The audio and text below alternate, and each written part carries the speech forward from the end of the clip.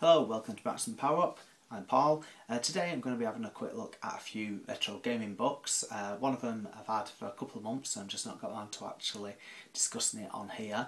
Another one from a good friend of the show I've only recently picked up, and another one's just turned up today. So, best thing to do really is obviously discuss the books and stop waffling on. Now, the first one that I just want to have a quick look at, by now probably a lot of you have got it, is Chris Wilkins' History of US Gold, well, Story of US Gold. I don't know if anyone got the History of Ocean book. That was obviously a fantastic book, talking about quite a few of the big players, you know, at Ocean, also some of the biggest games that we worked on. Well, his follow-up book really was the US Gold one, and obviously he's done his Spectrum ones and things like that, but I think with the Chris Wilkins stuff, and I'm just going to try and stick to collecting the company ones. So obviously this is something that I was really looking forward to. US Gold growing up in the 80s and 90s was a massive company like Ocean, so obviously it seemed like a perfect book to do. So with this one you've got set out, you know, well, quite similar to the Ocean one, talking about the beginnings of US Gold. Some of the stuff, well, a lot of the history of US Gold I had no idea about, you know, coming from people working in bands and stuff first of all. So you've got like a good set of history, and then you've got great pictures like this, you know, like talk about how they actually got the funding for some of the early games that they obviously distributed. Going on to make the company Centresoft, who are still going, someone that I used to deal with when I worked at HMV, so that was quite interesting. You've also got quite a lot of adverts and things for the games, and you know, mail order to send off for some of these games. You've obviously got some great old pictures of some of the key people who worked at US Gold back then. Just quickly get to some of the main features. You've obviously got some fantastic artwork there. Just quickly go through it. I mean, it's quite surprising. We really got into a lot of depth with this book. So basically, charts, things like that, showing how the software industry was and everything was distributed. Here we've got, what is it, showing John Menzies, obviously quite popular down here. I think it might still have a few knocking about up in Scotland. And then you've also got the not so good games from US Gold featured. So you got World Cup Carnival, which I know has been slated quite a lot over the years. Never actually played it, I'm going to be honest. You've also got little features on, well, I'll talk about the history, covering bits of time with Gremlin and Ocean. Just moving along a little bit here on Ultimate Play the Game. Just moving on a bit quicker. Yeah, so this is when we're moving away from Ocean and Gremlin. So again, there's a big half of this book, you know, if not a bit more, just talking about all the history of US Gold, going on to, you know, core design and things like that.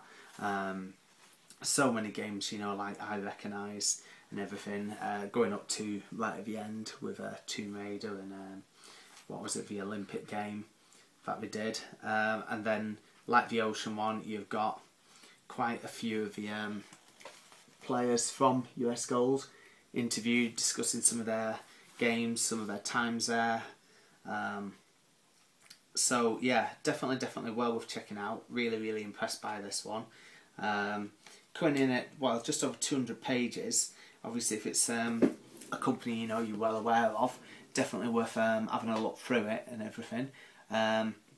So yeah, anyway, I'll move on to the next one. Next one we have got from friend of the show, it's worked with Mike Phelan, and it's the Dreamcast Junkyard Ultimate Collector's Guide. Now, this was £10 with, again, free UK postage. Now, I'm not really up on the Dreamcast. It's a console I've owned, but obviously I've not got that strong connection with it like a lot of people have. But obviously I want to support, you know, Tom and the Dreamcast Junkyard guys, and looking at this, I didn't really know what to expect, because obviously you've seen it as an Ultimate Collector's Guide. Cover art done by our very own Phil Hockaday. So basically you've got like a little introduction there from Tom, just you know, what he well, very brief thoughts, what he thinks of a Dreamcast. Otherwise the book would be, God, probably about 100 times this thick. So like I say, it's not like the US Gold one. This is totally different. Straight away you've got this 2 pages of Collector's Guide information, how to look at the checklists and things like that. So you've got like the different territories the games came out in, basically the languages that are featured on the disc as well, just everything. Talk about rarity of the game, because obviously some versions will be more rare than others, you know, depending which country you're in and things like that. So like I say, you're looking at it, it really is pages of text, but from a collector's point of view it's perfect. It really, really is. So obviously you've got like your tick list there, going through everything, ticking off which ones you want to complete. You know, it's sort of like a ultimate collector's dream, this. It really, really is, because it obviously is giving you the catalogue number, just everything's in alphabetical order, luckily, and it's just, it really, really is in depth. I really wish someone would do a Super Nintendo version of this. I don't know, it's not obviously giving the valuation of the game, but I suppose that changes so quickly. You know, obviously the point of the guide is to obviously just look through it and be ticking off, you know, as you get the games. You've also got a unlicensed games section, so a little bit about upcoming games, because as we know, the Dreamcast has had quite a bit of a renaissance this year. A lot of homebrew games coming out on disc and everything like that. Ghostblade, fairly recent, and then there's loads and loads of other people who are making so many games. I remember seeing one, what was it called, James and Arm or something, over at Play Blackpool. You know, it was well, it was the guy with like James and Watch, that was it, with the guy with the broken arm. So yeah, there's a lot of love obviously for the Dreamcast, and then it goes into all your different territories here. So we've got a North American list, Japanese, and so on. So yeah, well, we're checking out. Obviously, if it's something that you want to collect for, you know, the Dreamcast, then yeah, this, you know, it really is in a lot of depth. Anyway, moving on to the final book. Now, the final one I got was Sam Dyer's Spectrum Visual Compendium. Previously got his other 2 books. We have got the Commodore 64 one, and we've also got the Amiga one.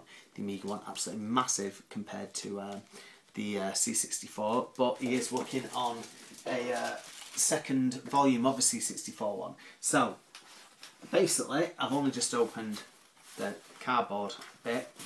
So in here, opening for the first time, we have got, let's say I just back this just at the standard level. I've got the book itself, which is a nice sturdy size and everything like that. And one thing that I've mentioned where I've discussed the other books by Sam is all the pages are glued in. So, and again, being a collector, it's numbered still on the spine, which I absolutely love. So just before I have a quick flip through the book, you've got basically a little thank you letter for 3 books that I've got, and basically quite a few upcoming books as well. So obviously there's one here that I'm really, really looking forward to. Well, actually the Super Famicom one and the Gremlin one. So there's a lot of great stuff there. Oh, and also the NES one as well. So yeah, I think Bitmap Books is going to be getting quite a lot of money from me next year. Anyway, on to this. Something a bit different. He's changed this up and put any of the little rewards in these padded envelopes. So that's quite a nice touch. Saves them rattling around, saves them getting damaged and things like that. Yeah, there's nothing in there now, so yeah, nice touch there. excellent touch, in fact. So here we have got some of the David Rowe art cards, still obviously sealed because I've literally just opened it, and there's some loading screen art cards as well, a bookmark, a I Heart Colour Clash sticker, again another sticker, and the Alistair Brimble CD, which I've heard a lot of good things about, so definitely want to check this out, because obviously with the Amiga one you got the Shadow of the Beast CD, which was received very well. And then you've also got, me dropping things on the floor, no, seriously, joking aside, you've also got the poster as well. I can't remember off the top of my head who the artist is, should have researched that, but like I said, I've just literally just opened it now. So obviously with the Spectrum, it's a console I've never owned. I've played it, you know, round at mates and things like that, and there was a lot of Spectrum fans. I know that Mark R. Jones, who we had on the show, he was really excited for this. So again, you've got the pages of the contributors. I'm not going to show too much because obviously people want to be surprised. List of all your different contents and everything. It really is dead sturdy, this. It seems sturdier than his other books that he's done. So obviously the more books he's done, the better for getting at this, definitely. So again, it's the same sort of style, which I really like, with, you know, a few screenshots, a little bit of text about the game, people who designed it, worked on it, then a little bit here, like right at the bottom when it was released and stuff. So let's have a quick flick through. We've got Jetpack there, obviously very popular game. We've got the interviews that are put in various sections of the book as well. What else? Sabre Wolf, a little bit there by the Stamper Brothers. What else? We've got Wanted, Monty Mole, Chucky Egg, which I played a little bit at the Revival on weekend. There's so much in this. There's a lot of games that I do obviously recognise, you know, from playing round at mates and stuff like that. I mean, like I say, I've got Finders Keepers on my C64, but again, some of these like are, you know, really good games. And then obviously you just get to the arguments of which is better, you know, the Spectrum version, the Commodore 64 version, and I know there's the Retro Asylum podcasts that specialise on those, you know, discussions, we'll say. So yeah, and then you've got a bit of a look at, you know, the magazines at the time and stuff. So yeah, looking at that, just over 300 pages, so a lot gone into it, and it's obviously got a nice little dust jacket and very sturdy as well, the cardboard and everything. So definitely worth checking out. Obviously have a look on the Bitmap Books site, have a look on, you know, you've got the Fusion books as well for Chris Wilkins, and you've got the Dreamcast Junkyard site as well. So yeah, that's just basically a few of the books that I've had over the last few months.